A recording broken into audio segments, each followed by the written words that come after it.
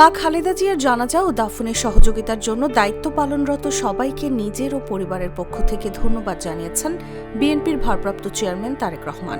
BNP chairperson ও সাবেক প্রধানমন্ত্রী খালেদা জিয়ার শেষ বিদায়কে ঐতিহাসিক বিদায় উল্লেখ করেছেন তিনি। দেশের মানুষের জন্য যথাযথ শ্রদ্ধা ও মর্যাদার সঙ্গে এই বিদায় সম্পন্ন হয়েছে বলে জানান তারেক রহমান। বৃহস্পতিবার সকাল 7:15টার কিছু আগে নিজের ভেরিফাইড ফেসবুক পেজে দেয়া এক পোস্টে এসব কথা জানান তারেক রহমান। পোস্টে তারেক রহমান সেনাবাহিনী, নৌবাহিনী, বিমান বাহিনী, নিরাপত্তা ও আইন শৃঙ্খলা রক্ষাকারী বাহিনী, প্রধান উপদেষ্টা ও অন্তর্বর্তী সরকারের বিভিন্ন মন্ত্রণালয়ের উপদেষ্টাদের, সাংবাদিকদের ধন্যবাদ জানান।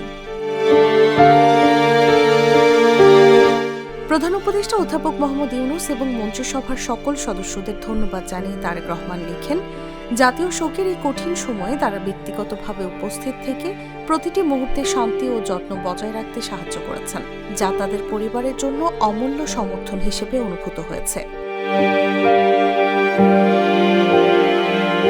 তিনি লিখেন, এটি এমন এক ঐতিহাসিক বিদায় যা দেশের মানুষের জন্য যথাযথ শ্রদ্ধা ও মর্যাদার সঙ্গে সম্পন্ন হয়েছে, আর সেটি সম্ভব হয়েছে তাদের যত্ন, দায়িত্ববোধ এবং পেশাদারত্বের কারণে।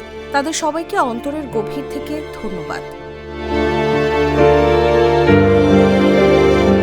পরিবারের পক্ষ থেকে সবাইকে ধন্যবাদ জানিয়ে তারেক রহমান লেখেন, প্রতিষ্ঠান হিসেবে নয়, মানুষ হিসেবে গভীর শোকের এই সময়ে আপনারা যে সহমর্মিতা, সম্মান এবং দায়িত্ববোধ দেখিয়েছেন তা হৃদয় স্পর্শ করেছে।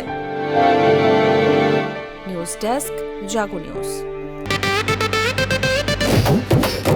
একটা ড্রিঙ্কও আমারে দিবা?